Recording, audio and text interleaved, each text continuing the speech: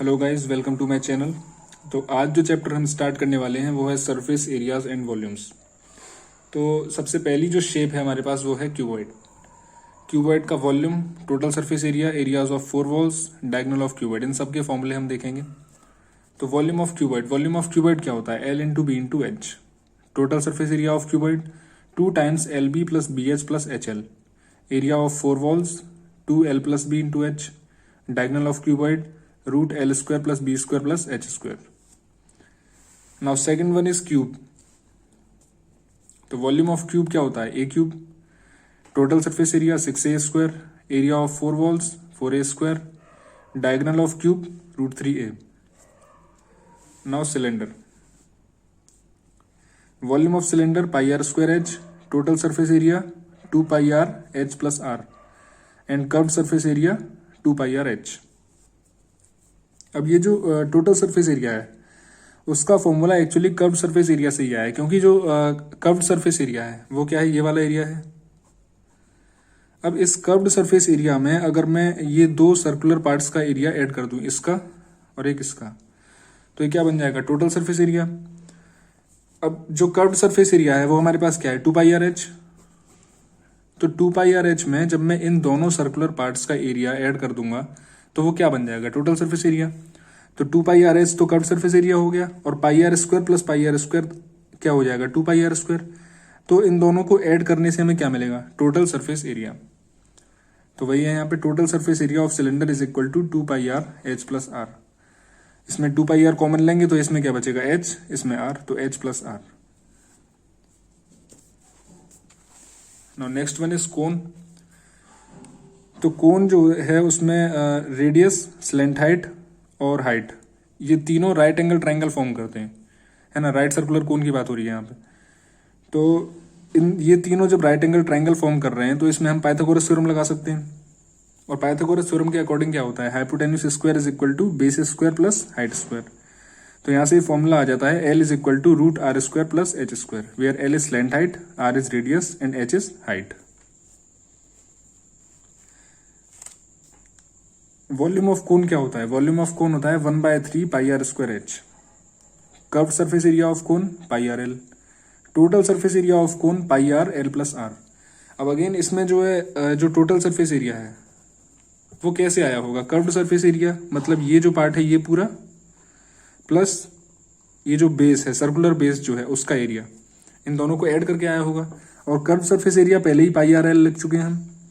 तो पाई R L में जब मैं ये बेस का एरिया ऐड कर दूंगा, मतलब पाई आर स्क्वायर ऐड कर दूंगा और इसमें से पाई आर कॉमन ले लूंगा, तो क्या बचेगा? एल प्लस आर, वही यहां पे। Now next one is sphere. तो स्फीयर का जो वॉल्यूम है वो क्या होता है? Volume of sphere 4/3 pi r cube and surface area of the sphere. Surface area of sphere क्या होता है? 4 पाई आर स्क्वायर। अब इसमें जो है टोटल सरफेस एरिया और कर्व्ड सरफेस एरिया अलग अलग नहीं लिखा है, क्योंकि बेसिकली जो स्फीयर है वो पूरा ही कर्व्ड है।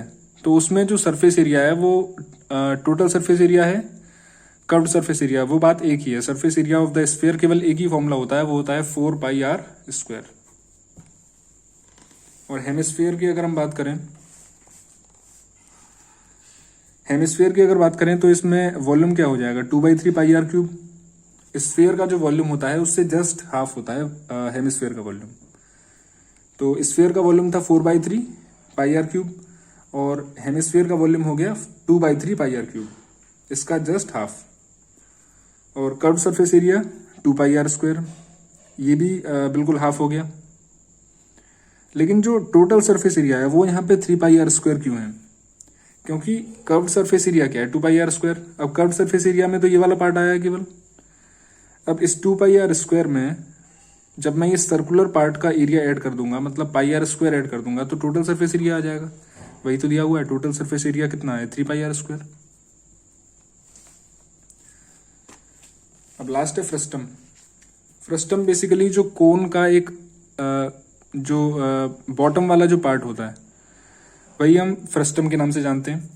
तो फ्रस्टम में बेसिकली होता क्या है? दो सर्कुलर पार्ट है हमारे पास जिनकी रेडियाई है R1 R2 और ये है हाइट h।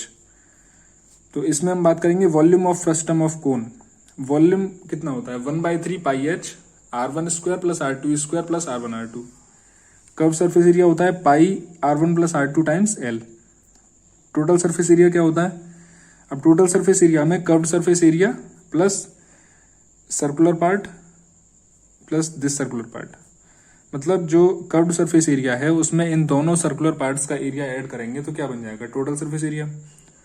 अब कर्व्ड सरफेस एरिया क्या था पाई r1 प्लस r2l, वो एज इट इज रहने दिया, और साथ साथ इसमें इन दोनों सर्कुलर पार्ट्स का जो एरिया है वो भी ऐड कर दिया, तो क्या बन गया total surface area. Now question number 1, the floor of rectangular hall has a perimeter 250 meter. If the cost of painting the 4 walls at the rate of rupees 10 per meter square is rupees 15,000, find the height of the hall. तो इस question में एक तो perimeter हमें given है और दूसरा cost of painting the 4 walls. तो और पूछा क्या जा रहा है हमसे हाइट। तो हाइट कैसे फाइंड करेंगे यहाँ पे?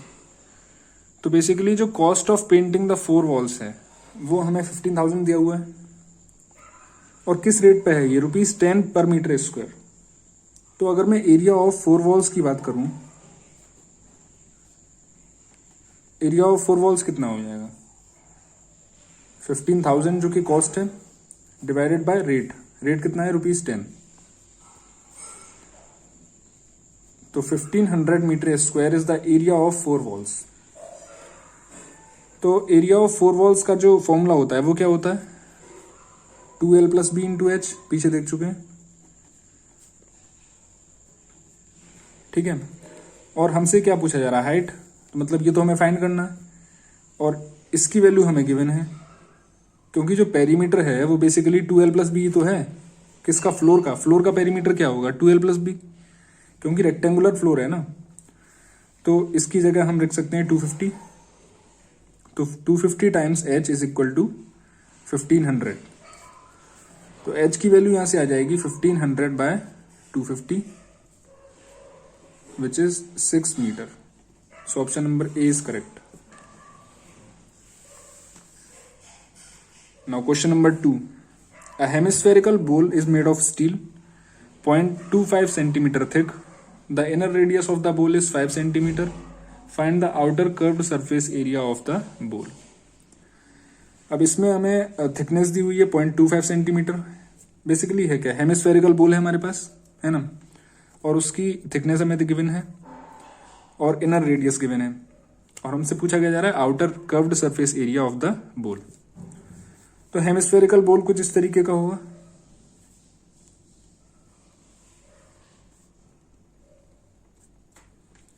अब इसमें बेसिकली कुछ थिकनेस हमें दी हुई है,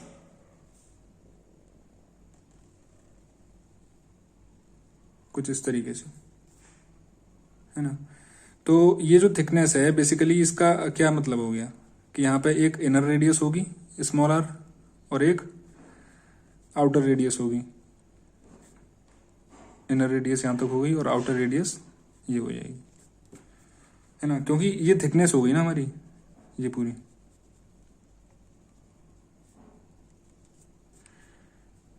तो एक इनर रेडियस है और एक आउटर रेडियस है, और थिकनेस हमें दी हुई है 0.25 सेंटीमीटर। तो 0.25 centimetre is basically this part, and inner radius is 5 centimetre. Small r given है 5 सेंटीमीटर और थिकनेस है हमारी 0.25 सेंटीमीटर। तो क्लियरली देख सकते हैं कि जो कैपिटल आर है, क्योंकि हमसे जो पूछा जा रहा है वो है आउटर कर्व्ड सरफेस एरिया। अब क्योंकि आउटर कर्व्ड सरफेस एरिया पूछा जा रहा है तो हमें आउटर रेडियस पता होनी चाहिए, और आउटर रेडियस कैसे फाइंड आउट करेंगे? आउटर रेडियस जो कि कैपिटल आर है उसको मैं लिख सकता हूं r is equal to small r plus thickness. यही तो है, outer radius is equal to small inner radius plus thickness. अब इनर रेडियस मुझे कितना गिवन है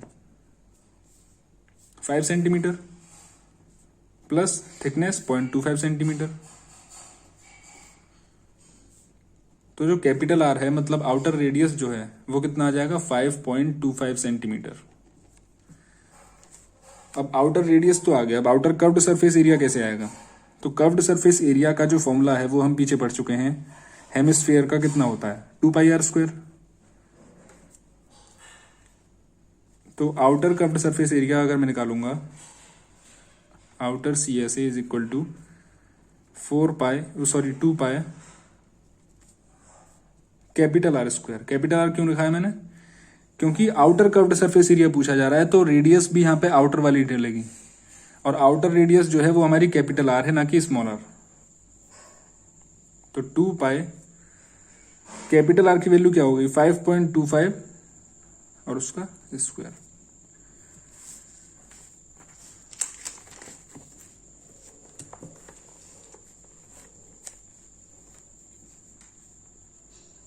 Now pi 22/7, this is 5.25 into 5.25, ये हो जाएगा 0.75। तो ये कैलकुलेशन यहाँ पे करनी पड़ेगी हमें। तो 2 इंटू 0.75, ये तो 1.5 आ जाएगा। 1.5 इंटू 22 इंटू 5.25 है ना। अब यहाँ पे 1.5 इंटू 22, ये कितना हो जाएगा, 1.5 इंटू 22, तो ये हो जाएगा हमारा 330 और ये 33 और ये 5.25। अब 5.25 इंटू 33,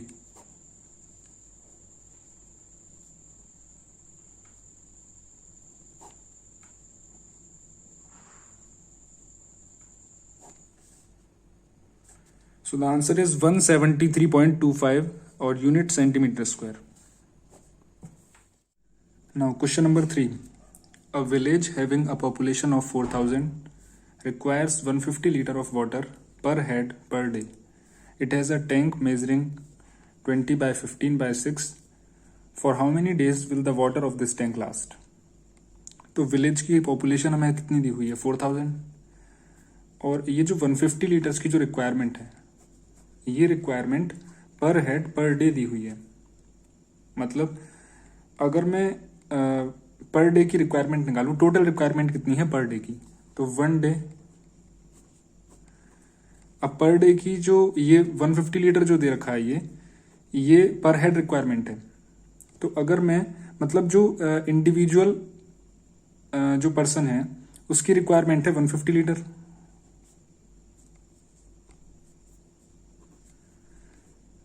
तो अब ये इंडिविजुअल रिक्वायरमेंट है 150 लीटर 1 डे की, तो क्या मैं 1 डे की टोटल रिक्वायरमेंट निकाल सकता हूं?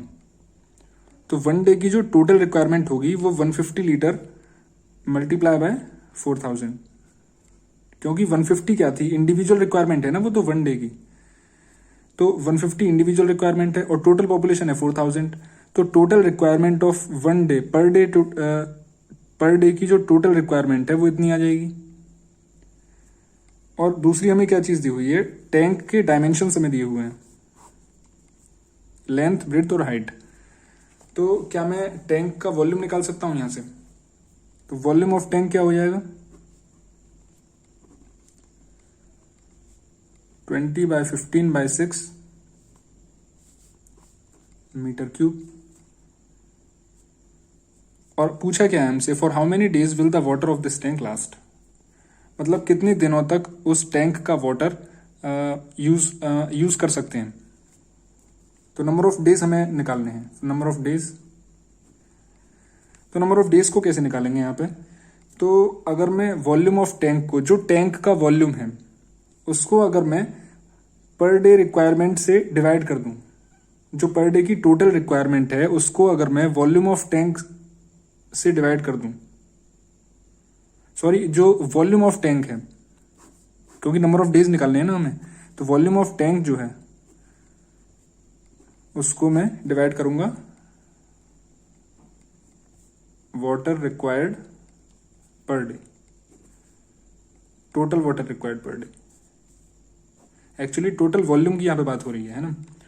तो वॉल्यूम ऑफ टैंक क्या हो जाएगा, 20 by 15 by 6 और total water required per day, तो पर डे की रिक्वायरमेंट हमने निकाल रखी है 150 टाइम्स 4000।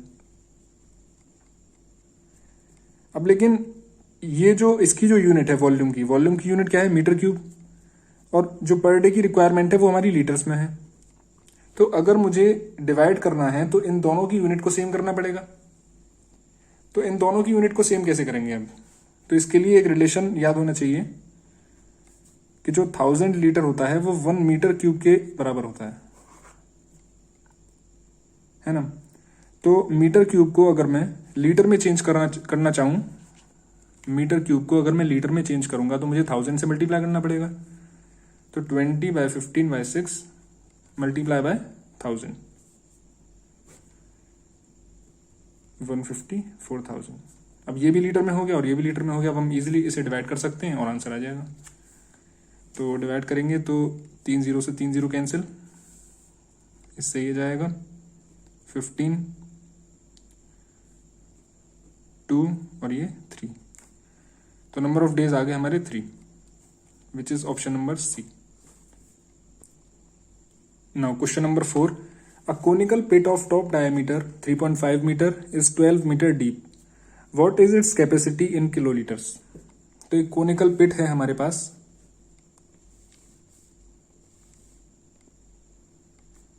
जिसका डायमीटर हमें गिवन है 3.5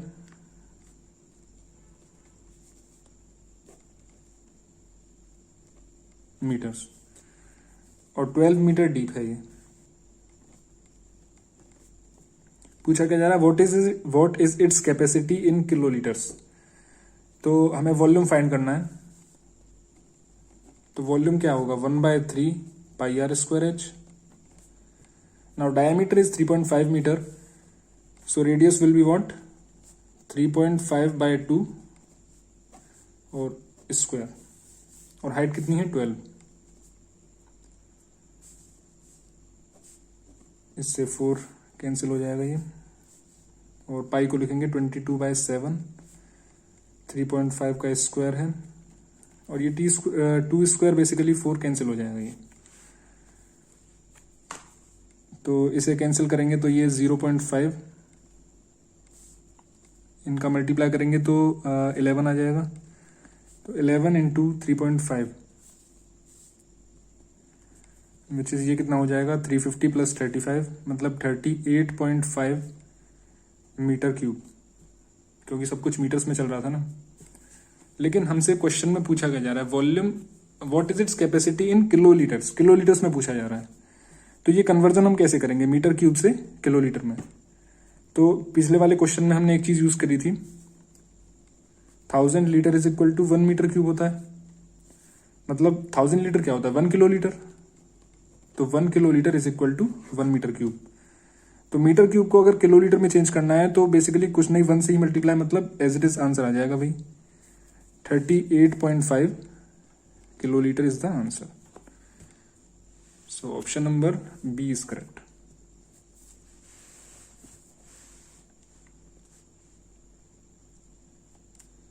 Now question number 5. The diameter of a sphere is decreased by 25%. By what percent does its curved surface area decreases? जो स्फीयर का डायमीटर है उसको अगर हम 25% डिक्रीज करते हैं तो उसका कर्व्ड सरफेस एरिया कितने परसेंट से डिक्रीज हो जाएगा। तो एक तो यहां पे हमारा ओरिजिनल स्फीयर है,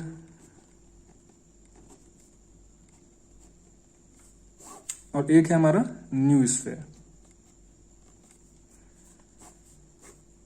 तो सपोज ओरिजिनल जो स्फीयर है हमारे पास उसका अगर डायमीटर में डी ले लूं तो न्यू स्फीयर का डायमीटर क्या होगा। डायमीटर को 25% डिक्रीज किया जा रहा है, तो 25% होगा कितना, 25% of D is what 25/100 into D, मतलब d/4 से डिक्रीज किया जा रहा है, डिक्रीज्ड बाय है यहाँ पे।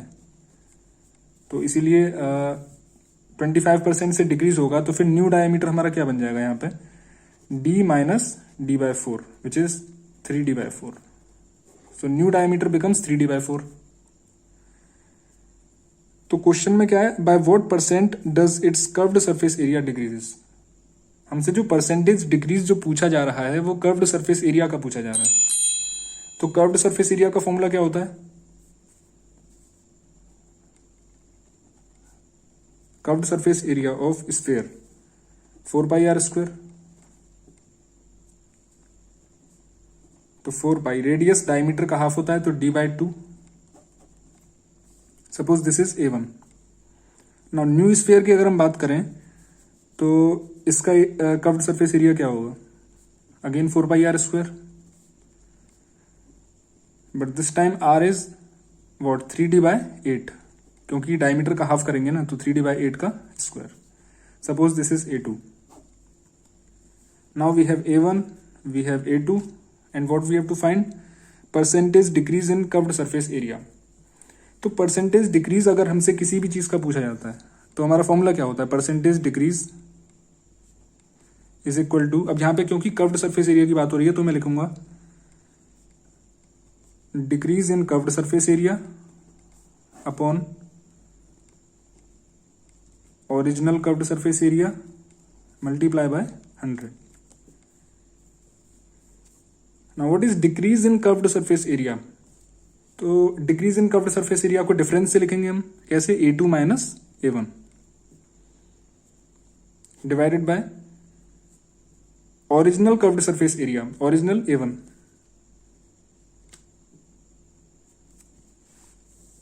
Okay, sorry, it is decreased in curved surface area. तो डिक्रीज है तो मतलब ओरिजिनल जो एरिया होगा वो ज्यादा होगा, क्योंकि डिक्रीज हो रहा है ना। तो यहाँ पे बेसिकली हमें A1 माइनस A2 करना पड़ेगा। तो A1 माइनस A2 हो जाएगा डिक्रीज अपॉन ओरिजिनल कितना होगा? A1 times 100।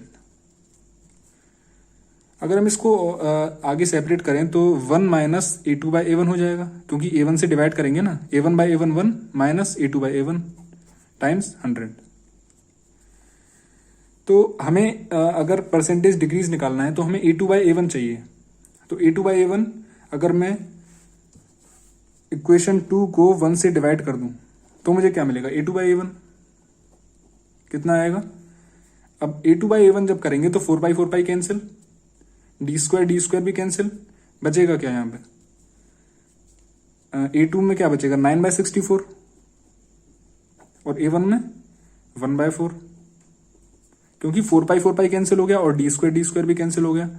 तो A2/A1 हमें करना है तो यहां पे 9/64 बचेगा और इधर क्या बचेगा? 1/4। तो ये हो जाएगा 9/16। अब इस A2/A1 जो आया है 9/16, इसको हम यहां डालेंगे तो क्या आएगा? 1 माइनस A2/A1 कितना है? 9/16 times 100।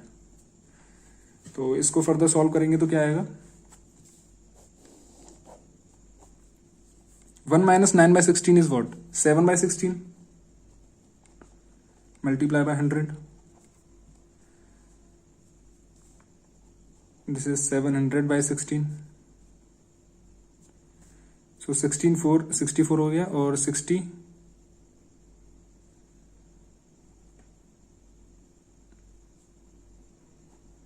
So 43.75% is the correct answer. Option B is correct.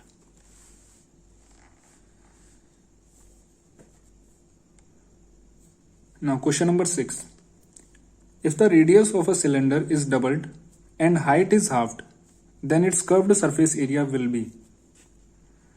Now suppose we have a cylinder of radius r and height h. Now if we double the radius and half the height, curved surface area जो initially होगा, ये initial है और ये final. तो initially जो curved surface area होगा वो कितना होगा? Suppose this is A1 is equal to curved surface area of cylinder 2πRh। Final curved surface area कितना हो जाएगा? 2π। अब रेडियस यहां पे क्या है? 2r और हाइट है h/2। अब कैंसिल करूंगा तो ये अगेन 2πRh आ जाएगा, मतलब A1 और A2 दोनों। Now question number 7. The ratio of area of face to the total surface area of a cube तो जो क्यूब है उसके एक फेस का जो एरिया होगा उसका रेशियो पूछा जा रहा है किसके साथ में, total surface area of cube. तो जो एक फेस होता है क्यूब का उसका एरिया कितना होता है, ए स्क्वायर, सिंगल फेस का एरिया ए स्क्वायर, और टोटल सरफेस एरिया होता है हमारा 6a स्क्वायर। तो रेशियो पूछा जा रहा है, तो रेशियो क्या हो जाएगा, A square upon 6a square is equal to, ये आ गया 1:6। Option B is correct. Now question number 8. The radii of two cylinders are in the ratio 2:3 and their heights are in the ratio 5:3. The ratio of their volumes. तो volume का ratio में पूछा जा रहा है। तो वॉल्यूम होता क्या है सिलेंडर का, 1/3 नहीं आता, पाई आर स्क्वायर एच। तो वॉल्यूम कितना है, पाई आर स्क्वायर एच। और दो सिलेंडर्स की बात हो रही है हमारे यहाँ पे, तो V1 में लिख सकता हूँ पाई R1 स्क्वायर H1, और V2 लिख सकता हूं मैं पाई R2 स्क्वायर H2। अब हमें गिवन क्या है क्वेश्चन में, रेशियो किस किस का गिवन है, रेडियाई का और हाइट्स का। तो R1/R2 कितना गिवन है, 2/3, और H1/H2 5/3। पूछा क्या जा रहा है, V1/V2, ratio of their volumes. तो V1/V2 कितना हो जाएगा, pi R1 square H upon pi R2 square H, sorry ये H1 H2 होगा। Now this will be what, R1/R2 whole square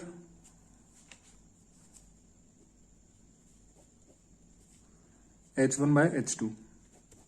तो R1/R2 कितना है, 2/3, तो 2/3 स्क्वायर, H1/H2 5/3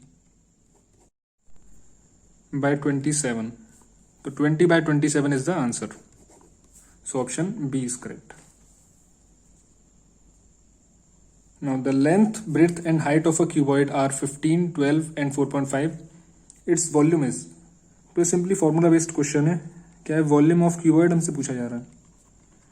तो वॉल्यूम ऑफ क्यूबॉइड क्या होता है, L into B into H.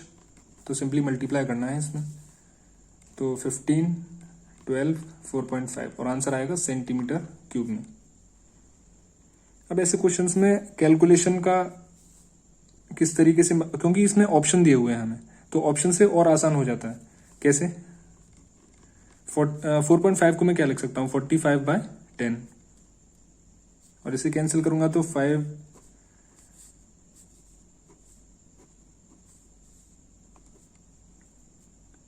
अब ये 18 इंटू 45 समथिंग आएगा, मतलब 18 इंटू 45 आएगा।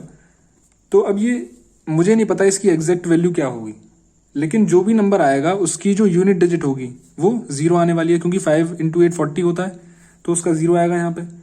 मतलब कोई भी, मतलब आंसर कुछ भी हो, लेकिन उसकी यूनिट डिजिट 0 श्योर होगी। तो ऐसा केवल एक ही ऑप्शन है जिसमें यूनिट डिजिट 0 है, और वो है ऑप्शन नंबर सी।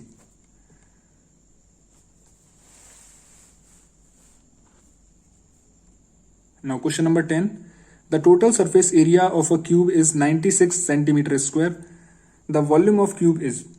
तो हमें टोटल सरफेस एरिया दिया हुआ है क्यूब का, तो total surface area of cube होता कितना है, 6a स्क्वायर, जो कि कितना गिवन है, 96।